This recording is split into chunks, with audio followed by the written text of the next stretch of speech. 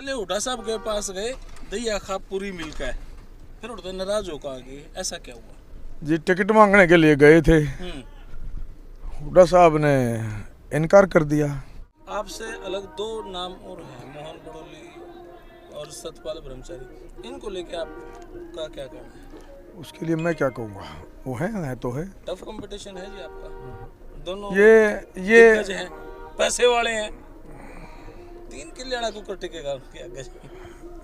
अगर जनता बिकाऊ होगी तो उसका मैं क्या कह सकता हूँ। जनता को बिकना नहीं चाहिए, अगर जनता नहीं बिकेगी, जनता क्यों बिकेगी?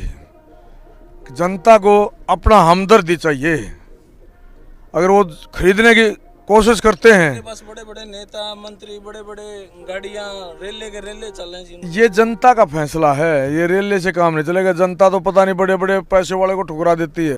सारे भाई ने भाई मेरी राम राम भाई। इस टाइम सोनीपत लोकसभा में हाँ, और हमारे साथ है अनूप दैया जी, इनेलो पार्टी से आए हैं। अचानक कैसे आए? नमस्कार जी। नमस्कार, और सभी दर्शकों को मेरी नमस्कार। खबर यह थी कि आप पहले हुड्डा साहब के पास गए, दैया खा पूरी मिलकर है, फिर उड़ते नाराज होकर आ गए, ऐसा क्या हुआ? जी टिकट मांगने के लिए गए थे, हुड्डा साहब ने इनकार कर दिया, तो क्या करते? तो दैया खा आपकी स्पेशल मांग क्या थी भाई? हमको टिकट क्यों दो? कभी आज तक मिली नहीं या कोई और बात थी? भाई यही उम्मीद करके गए थे कि भाई कई साल हो गए दैया में चुनाव लड़े जी, तो उन्होंने, मैं भी साथ में था, और उस दिन तो हकीकत तो यही थी कि मैं साथ था तो मेरे लिए ही बोल रहे थे, लेकिन अगर और भी किसी को दे देते तो परेशानी नहीं थी कोई शायद। मतलब आप ये चाहते हो दैया खा में किसी ने मिल जाओ लेकिन टिकट मिल जाओ? उस टाइम तो हम स्पेशल अपने लिए ही मांगने के लिए गए थे जी, और वो तो बाद की बात थी, और निर्णय भी हुड्डा साहब का था, मैं तो उसमें क्या कर सकता हूँ। नहीं दी, उसमें भी कोई दिक्कत नहीं थी, वो उन्होंने मना कर दिया। कई बार होता है फैसला आदमी के अकेले के हाथ में नहीं होता, उन्होंने भी कुछ सोच विचार के ही मना किया होगा। तो सोनीपत लोकसभा में दैया खाप की प्रेजेंटेशन कितनी है भाई? एक तो उन्होंने सोचते भाई 2-4 गांव है, क्यों दे, या क्या प्रेजेंटेशन? लगभग 40 गांव हैं। 40 गांव? जी हाँ। ओके, देखो भाई ये बड़ी खबर है कि 40 गांव दैया खाप के हैं और उनको टिकट नहीं दी गई। चलो जो भी उन्होंने समीकरण बनाए, आप एसपी रहे हैं जी हाँ, और एक दबंग एसपी के रूप में आप रहे हैं, क्योंकि आप खिलाड़ी भी थे जी हाँ। और कहीं ना कहीं योगेश्वर जैसे बहुत सारे खिलाड़ियों को आपने ट्रेंड भी करा, और जो डीएसपी भी बने।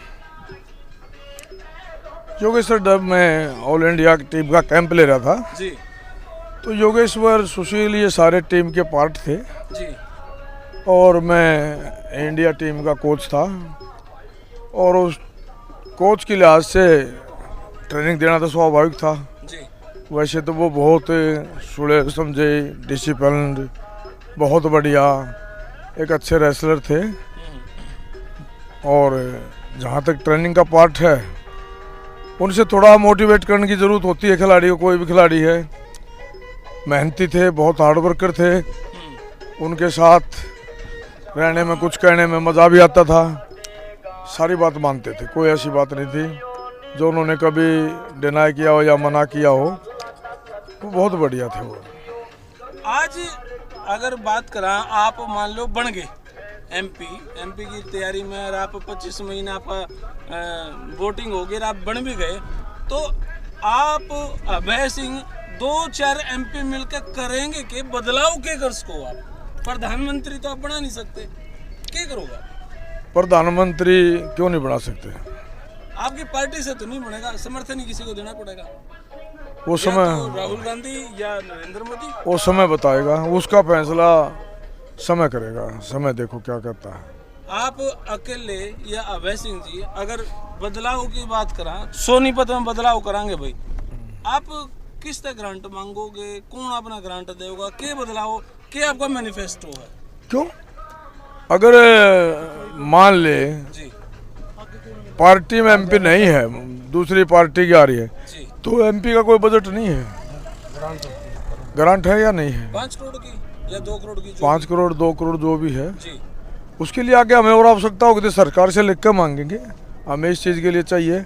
अगर सरकार कोई भी हो, अगर वो जनता का भला चाहेगी तो जनता के लिए मांगेगा एमपी, ना कि अपने लिए। तो सरकार को देना चाहिए, देने का कोई प्रावधान होना चाहिए। अब भैया विपक्ष का एमपी है लेकिन मांग तो जनता के लिए है, तो जनता की मांग उठाएंगे, देना ना देना सरकार का काम है।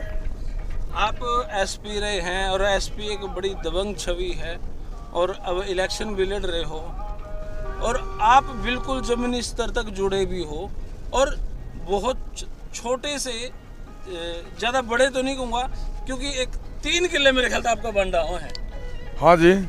तो 3 किले की जमींदारी से आपने क्या लगा भाई किसानों के लिए आप क्या सोचो, क्योंकि आप 3 किले किसान हैं तो 3 किले में के किसान बचा ले के कमा ले। ऐसा जी, जी अगर मैं बेईमान और भ्रष्ट होता तो मैं 300 किले बना सकूँ था। ये मेरे 3 किले रह गए। ये किले मेरे दादा के भी थे, मेरे पिताजी के भी थे और मेरे भी हैं। और मैं कोई नहीं खड़ा एक ईमानदारी से नौकरी की है, मैंने कभी कोई बेईमानी नहीं की, इसलिए मेरे पास 3 किले हैं। अगर 2 नंबर की कमाई होती तो मेरा भी बहुत किले होते। रही कमाने वाली बात, ये लीली छतरी वाला है, ये ऊपर वाला, ये अपने आप रास्ता देता, अपने आप बनाता है। आज तक तो मुझे कोई कमी महसूस नहीं होने दी ऊपर वाले ने। ये भगवान है, मैं इसका भरोसे पे भी हूँ। और जहाँ तक 3 किले की बात है, खाने का अन हो जाता है, खा लेते हैं और उसमें से कुछ बच भी जाता है। फिर मेरी नौकरी थी, मेरा बेटा नौकरी करता है, एक बेटा वकील है, तो घर का गुजर बसर ठीक हो जाता है। इससे ज़्यादा हमें चाहिए क्या है। हमने को ताजमहल तो खरीदना नहीं, ना खड़ा करना, ना हमारी नीयत केवल जनता की सेवा है। अगर जनता की सेवा, ये नीयत अलग अलग होती है। चंद्रशेखर, सुभाष, भगत सिंह, उनकी क्या नीयत थी? वो जो कुछ था वो भी आने छोड़ के, तो वो जनता के लिए, देश के लिए, देश को आज़ाद करने के लिए। उनको किसी ने ये भी कहा तुम क्या करोगे, वो जान दे दी उन्होंने। ये आदमी का जुनून होता है। मेरा जुनून है कि मैं जनता की सेवा करूं।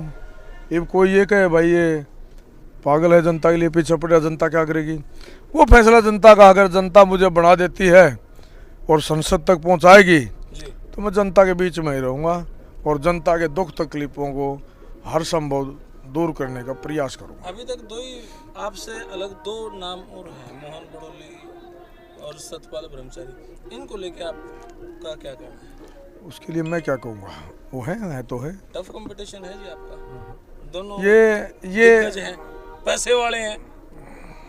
3 किले को टिकेगा उनके आगे। अगर जनता बिकाऊ होगी तो उसका मैं क्या कह सकता हूँ। जनता को बिकना नहीं चाहिए। अगर जनता नहीं बिकेगी, जनता क्यों बिकेगी? जनता को अपना हमदर्दी चाहिए।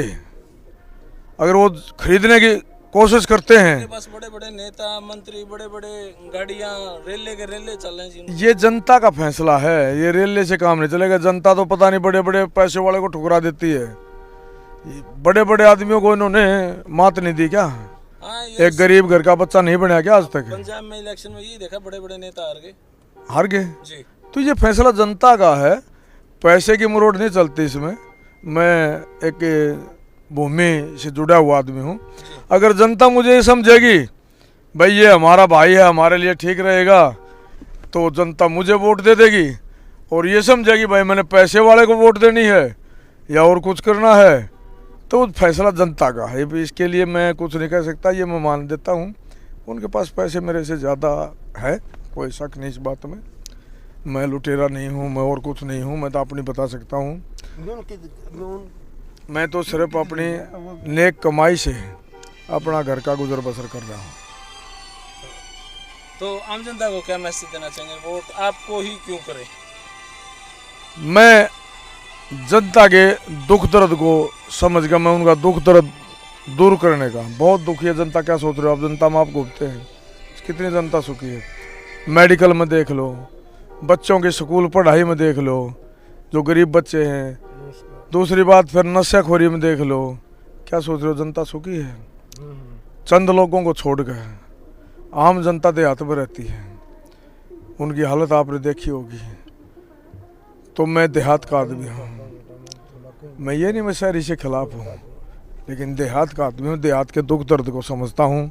और जनता ये समझे कि भाई हमारा दुख दर्द समझने वाला है और हमारे दुख दर्द का साथी रहेगा, उसको दूर करने का प्रयास करेगा, तो जनता मुझे वोट करेगी। बहुत बहुत शुक्रिया सर आपका, धन्यवाद। तो भाई हमारे अनूप भैया जी बड़े शानदार आदमी हैं और ईमानदारी से नौकरी करे, इसमें कोई शक नहीं है। फिलहाल ये वीडियो आपने कैसी लगी कमेंट बॉक्स में राय दे, तब तक के लिए धन्यवाद। जय हिंद, भारत माता की जय। Thank you.